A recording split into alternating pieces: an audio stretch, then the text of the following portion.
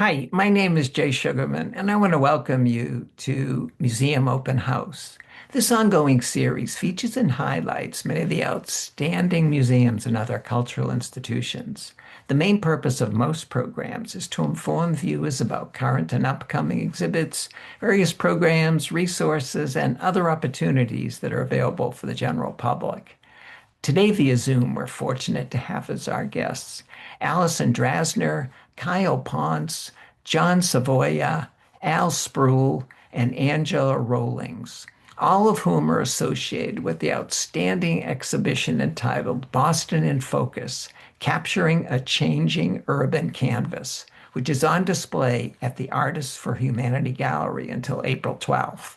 Alison serves as the Curation and Exhibitions Manager at Artists for Humanity, and Kyle, John, Al, and Angela are four of the talented photographers whose work is on display. During the program, we'll find out why and how the exhibition came about. We'll go on a behind the scenes tour and in the process come to better understand and appreciate how Boston in Focus explores how the city has evolved over the past 2 decades, capturing both its beauty and its tensions, and reminding us that community is felt in everyday moments and ordinary spaces. Let's start by meeting our guest and then hearing all about Boston in Focus, capturing a changing urban canvas. Welcome. So delighted you're able to be here. Thank you for having us. Thank you. Great to be Allison, here. just want to start by congratulating you and all involved in just another fabulous Artists for Humanity exhibition. Since we have a lot to cover and eager to share the work on display, would you please start by sharing just why and how this exhibition came about? Sure. So it started as a simple conversation between myself and my colleague Brenda Leong, who is our Director of Curatorial Affairs and also was a teen in the photo studio a few years ago. So we were talking about how much Boston has changed over the years, and as we were looking through the photographs in our archive, we started noticing these changes more and more. So the conversation naturally turned into a bigger idea. And, what if we built an exhibition around photography as a way to spark some dialogue about this change? So not just about the city, but about perspective and how we see like where we live and how that shapes us. So creating space for those conversations is really so central to AFH, which is Artists for Humanity's mission, especially when it comes to teen development. So Artists for Humanity, we're celebrating our 35th year this year. Mhm. And by giving young people a voice and connecting them to a wider community through exhibitions and commission art design projects. So what started as a small group of teens in, 1991 has become an organization that employs upwards of 400 teens a year. So Incredible. yeah, it's really quite amazing. So by bringing in these accomplished local artists, four of whom you see today, and unfortunately three of whom could not be here today, there many from outside our program, where Al is an AFH alum. We wanted to give the teens a broader exposure and a chance to connect with different creative paths. So in the end, Boston in Focus is both a reflection on the city and an opportunity for young artists to find their place within that. What was the selection process like for the exhibition? Well, it was very intentional, very thoughtful. We shared a call for artists across our alumni network and social media channels and our, website. And we were really excited to receive a really strong pool of applicants. We received a number of applications. So as we reviewed the submissions, we considered the quality of the imagery, the strength of each artist's personal narrative, and how effectively like they communicated their stories through their chosen techniques. So we were especially interested in presenting a range of different viewpoints and artistic approaches in selecting work that would meaningfully complement the teen artwork that we were going to be pairing it with in the exhibition. So we narrowed the pool. We interviewed each finalist before making our final selection. We selected 7 artists, very talented artists, one of whom is an AFH alum. And we couldn't be more pleased with this group. I mean, they're amazing. Their artistry, their passion, their generosity in engaging with the teams has made this exhibition truly incredible. What are some of the major themes that are highlighted? Sure. So it was important for us in this exhibition to include a range of themes and perspectives to truly open the space for conversation. The overarching sort of subjects or themes are gentrification, immigration, personal reflection, and growth, and moments of celebration. Hmm. All are part of Boston's evolving story, but each artist approached this in their own way. So, for example, both Gary and Kyle explore themes of transit, specifically with Boston subway station. We paired Gary's images with work by one of our teens, AK, who it shares a fascination with subway imagery. Hmm. And their photographs were enlarged and installed on that first wall that you showed earlier. And it's the first wall that visitors encounter. So trying to immediately immerse them in the movement and the rhythm of the city. And then Kyle's photographs, by contrast, capture quieter, more intimate moments along the Red Line. And I'm sure he'll talk more about that. And Al's work is also intimate, reflecting her own personal growth through her life in the city. John's photographs offer a lesson in patience and exploration of light, time, and how both shift within the changing urban landscape. And Angela's work centers around joy and community, highlighting vibrant scenes of celebration from Villa Victoria. And we paired her work with another teen senior, Jonas, who also celebrates a lot of those themes. The other artists that were not able to be here, Paula and Stephanie, both explore themes that fit the narrative. Paula's work, the visual contrast between Boston's past and evolving future, which you see here in this photo, while Stephanie's work reflects her own immigration story and the sense of belonging. So together, all these different approaches and themes are intended to really show Boston as a multi-layered and dynamic city. And our goal is that it invites visitors and viewers to really reflect, connect, hopefully, and engage in dialogue. So, and while we're a gallery space, we're also an event rental space. So for anybody who'd like to view the exhibition, we do some private viewings, and they can contact us at exhibitions@afhboston.org. Terrific, terrific. Thank you for that wonderful overview. Moving on, Kyle, welcome. Could you briefly share just a little bit about your background and how you became interested in the type of photography that you do? Of course. Thank you for having me. Yeah, my name's Kyle. I'm from Dorchester. My parents are both from Roxbury, but originally are from Cape Verde, so they immigrated in the 60s. I first came into contact with photography in high school. I had a film class that I took, film photography, and my dad had talked about, my grandfather's analog, dark room in his basement, but I had never had an experience with any of that stuff. And yeah, I just found it really alluring. I remember there was a documentary he had showed us about a street photographer named Vivian Mayer, and that was Hmm. probably the first, outside of just what it felt like to take pictures and develop photos, first time looking at somebody's work and feeling a sense of admiration for what they did. Um, so yeah, I feel like that was probably my the beginning of my interest into photography. What drew you to want to participate in Boston in Focus? Well, I was familiar with the organization. I work not too far, and I really appreciate the fact that it's a youth-centered place where, people high school age Boston youth get to explore the artistic side of who they are. I feel like art is not always a popular thing to do in high school, so to have a community of people, affirming that value, it meant a lot to me, imagining what it would have been to me as a high schooler, and also just the theme itself, the fact that it was focused on Boston and, just trying to wrap your arms around what that means. What does it mean to be from Boston, to be from here? And the fact that it was grappling with some of the changes that, I know I experienced just moving through my own neighborhood and, think about on a daily basis. So, Moving on to that and some of your work, Angela mentioned your interest in transportation. How did you become focused on the Red Line in particular, where we're going to enjoy some of your work? the red line is right by my house, same house I've always lived in. It's a few minutes walking, so it's just the way that I've been getting around for a really long time. I think there wasn't necessarily a fascination with it until I picked up a camera, but there was always a sense of comfort on the red line, at least, just because it's always been around. And how do you go about capturing these images while on the train?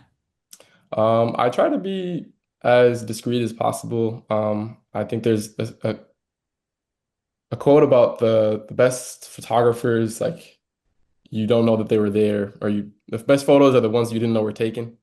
And so just trying to be discreet. Obviously, also trying to be attentive to the kind of things that you respond to.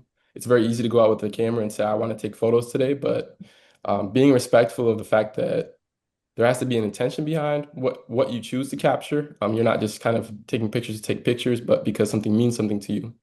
And trying to sort through what it is that is for you, I think has been a big part of the process.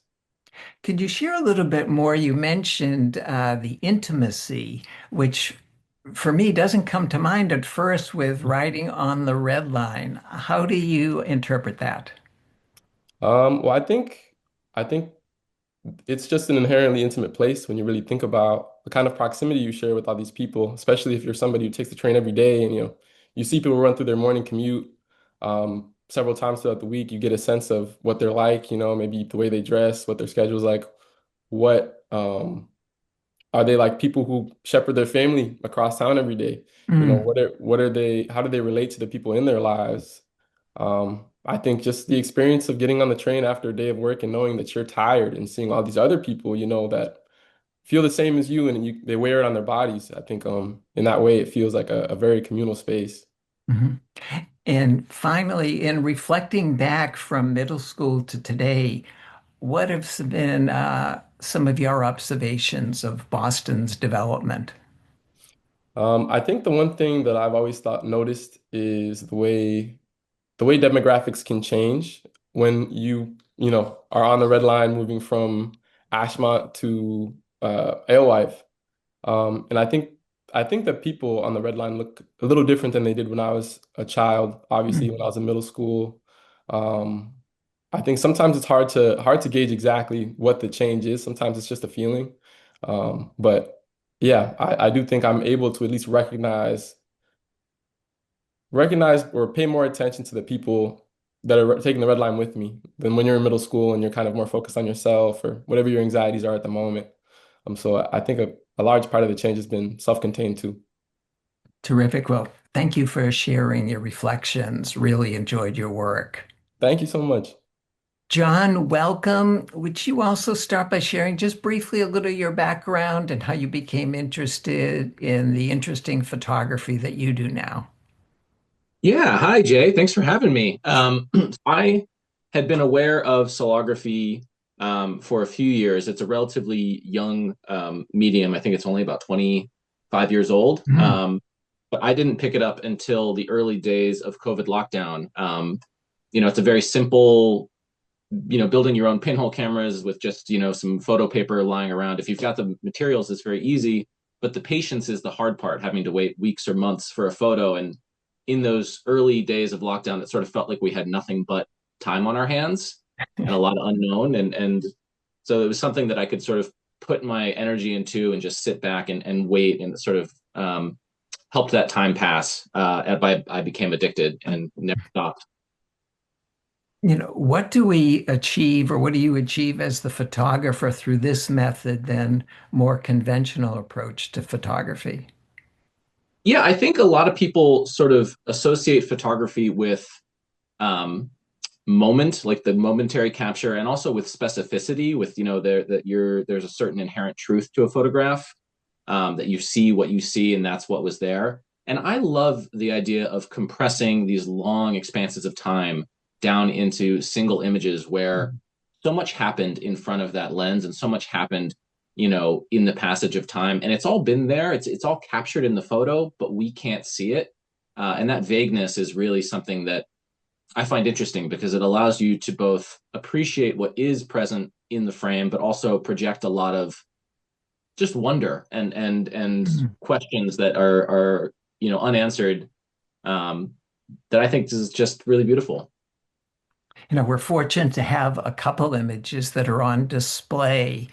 Would you please share what we're enjoying and how it came about over time? Yeah, so part of what you're seeing in the lower half of the frame is an actual landscape. So these are pictures. This is trees and foliage and a building to the left hand of the frame. And then the big rainbow across the top is the sun moving across the sky, and with the sun moves a little bit in relation to the earth every day as we march towards or away from winter. And so the photo has been exposed for so long that you're actually able to see the sun's transit crisscross the sky day to day. And some days are sunnier than others, some days are overcast, some days there's no sun at all. And you can sort of, when you get up close, you can see the way that the sun's line has been interrupted or uninterrupted. Those really bright days at the top are like the peak of summer, and the lower ones are closer to the fall equinox. I read some of your reflections online, and one of the things you mentioned is harvesting the cameras after they've been out for a while. What's that feeling like when you go back to the area and see what has transpired? It's really exciting. Partially, it's exciting because you don't know if they're going to be there. I mean, I lose 50% of the cameras I put out. That's what Wow. sort of goes with, you're participating in public. These are either cans or little tins that I've affixed to street lights and things like that. And someone's going to notice some of them and just take it down. And so there's the excitement of it being there at all. And then there's a little bit of that sort of, okay, I'm being a bit surreptitious. I've got to not call attention to myself when I just grab this thing down from a pole and stuff it in my bag. And then the whole time you're heading home to get back and see what's inside. And sometimes it's something incredible, and sometimes they're like, oh, this one didn't work. So it goes. No, but it's got to be such a rush in a way, just first harvesting and then seeing, as you say, what's transpired and what you have, something to go forward or not. And closing, just very briefly, what drew you to participate in Boston in Focus? Well, I've been a big fan of Artistry of Humanity and all that they do, and sort of always wished that I could have been involved when I was younger, but I just sort of lived across town at a time where South Boston, from where I grew up, Jamaica Plain, felt like the other side of the world. And so to have a chance to potentially participate and be involved in a really exciting organization was all that I needed. But I consider myself definitely a Boston photographer, and the city and the surrounding areas are absolutely, the subject matter that I'm thinking about on a regular basis. And so it was really exciting to be able to participate and to be chosen. Terrific, terrific. Well, thank you for sharing your outstanding work. Thank you so much. Al, welcome. So glad you're able to be here. A little bit, please, about your background and how your interest in photography developed, please. Hi, Jay. Thank you so much for having all of us.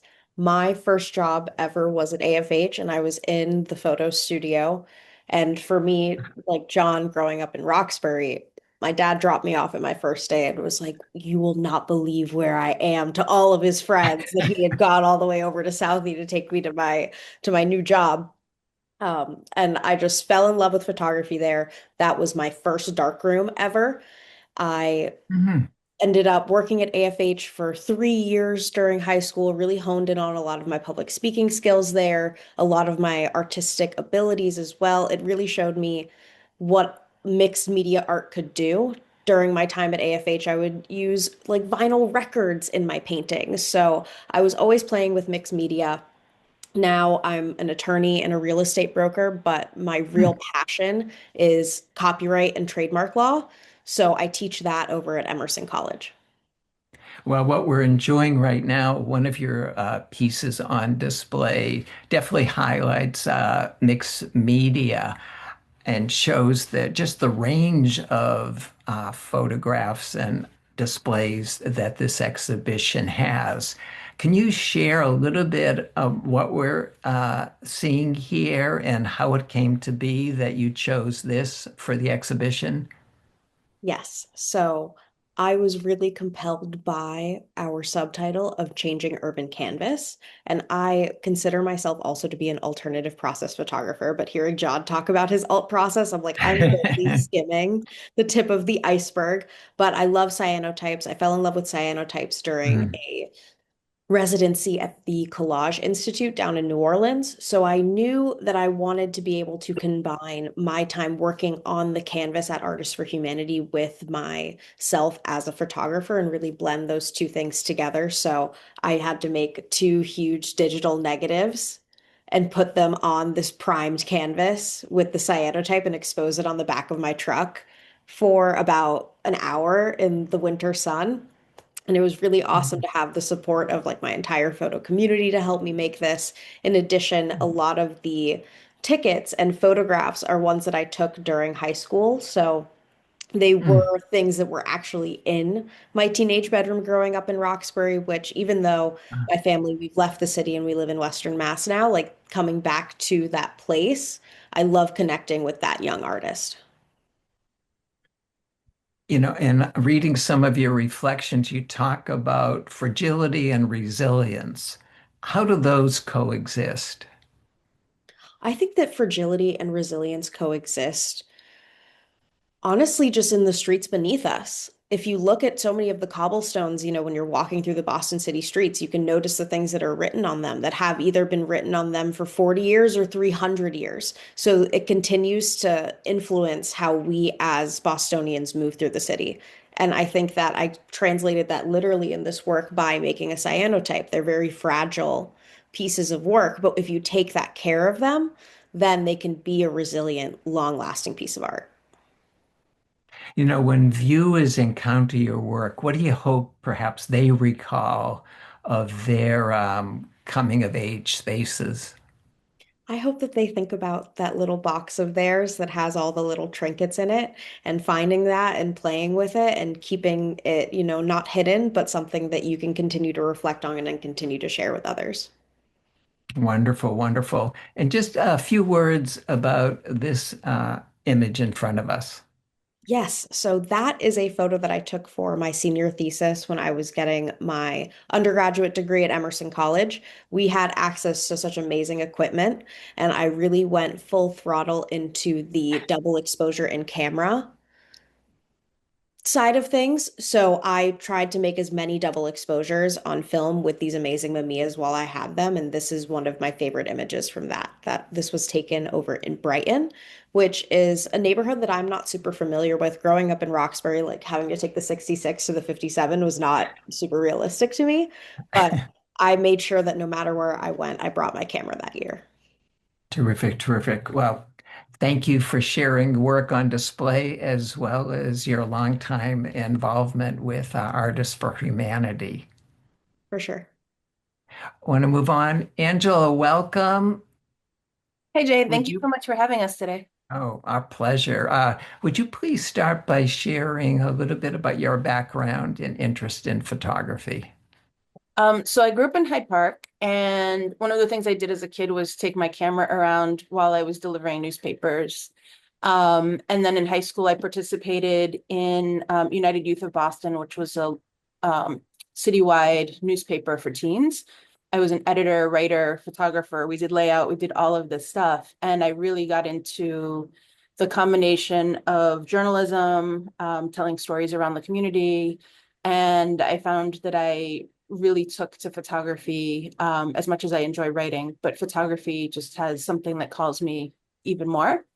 So I continued with that, and I worked for a newspaper for 16 years and for wire services, and Mm. now I'm doing a lot more long-term projects. But the project that I um, submitted, I've been working on for many years since the late 90s when I lived in the South End.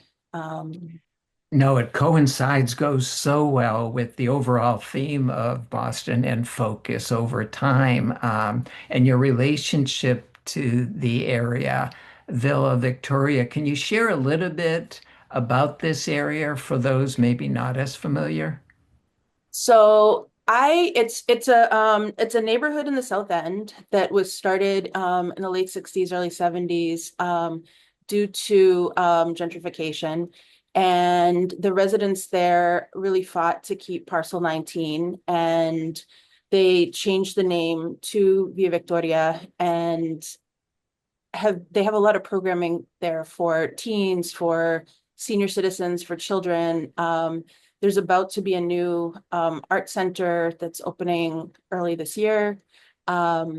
And so there's just a lot of programs, a lot of community. Every year there's a festival called Festival Pontes, Mm. and it celebrates a Puerto Rican activist who's also a doctor and poet. And it really brings out food and dancing and just community. Here are a bunch of neighbors. Some of them are related, some of them are just passing by. They're playing dominoes, and just there's a lot of friendly rivalry, a lot of joking around. So I was really attracted to this neighborhood. I live nearby, and I started walking around, and I felt very welcomed here, and I started photographing, and it's been all this time. Now, this is such an outstanding shot. Given your long-term involvement relationship with the neighborhood, what have been some of the changes, developments, or things that have stayed the same from your lens? I mean, one thing I noticed this year is I ran into a woman that I had photographed when she was a teenager dancing. And as I was photographing this year, last year's festival, I photographed a teenage girl who was, she was reina for the Puerto Rican festival. And then I photographed a little boy in front of a neighbor's house. And later I ran into this woman, and she's like, "Oh, those are my kids." And Mm. I ran into them in separate areas. And so it was just interesting to see, she was a kid, now she's an adult with kids, um, seeing the neighborhood kind of just change in a sense, but also, they're building a new art center that should be a really great community space. There's going to be, I believe, a theater. There's already a lot of programming in the summer, outdoor concerts. So I think there's more involvement from the surrounding community now. There's a lot more, rather than keeping it insular, there's a lot more people from around the South End and around the city are also invited to join in some of these celebratory festivals and other events. Terrific, terrific. Well, thank you for sharing these just outstanding examples of the area and of your work over time. You must be accepted as a regular resident almost, given your involvement. People have been very kind in Via Victoria. Wonderful. Continued success. Thank you. Allison, in closing, what's been some of the reaction and feedback to the exhibition? It's been really positive feedback from our internal community, from the teens, from our adult staff. They've all been really receptive to this. In fact, one of the adult staff, Jaina, who is our photo studio mentor, she was also a teen with Al as a photo studio teen back in the day. And, as a photographer, getting photography on the wall is a little harder, more challenging than just putting a painting on the wall. So Jaina has never had her pieces on the wall before in the gallery, and it was really exciting to sort of highlight her and her story and some of the other stories of our teens and our adult staff within the space, paired with the wonderful work by these local artists. So I think that it's been a really great experience. I think that people have started talking a bit, which is wonderful, which is what we were hoping for, about some of the changes that they've seen in the city, changes that are happening now, and really just a means for communication and encouraging that conversation to continue. Terrific, terrific. Well, unfortunately, we've come to the end of the program. I want to thank all of you so much for taking the time to be here. Definitely encourage viewers and others to make their way to Artists for Humanity, the gallery, to enjoy Boston in Focus up until April 12th. And just want to wish all of you continued success in future endeavors. Great. Thank you so much, Jay. We appreciate it. Thank you so much. Thank you. Also want to thank those of you watching for joining us and hope you'll be able to tune in next time.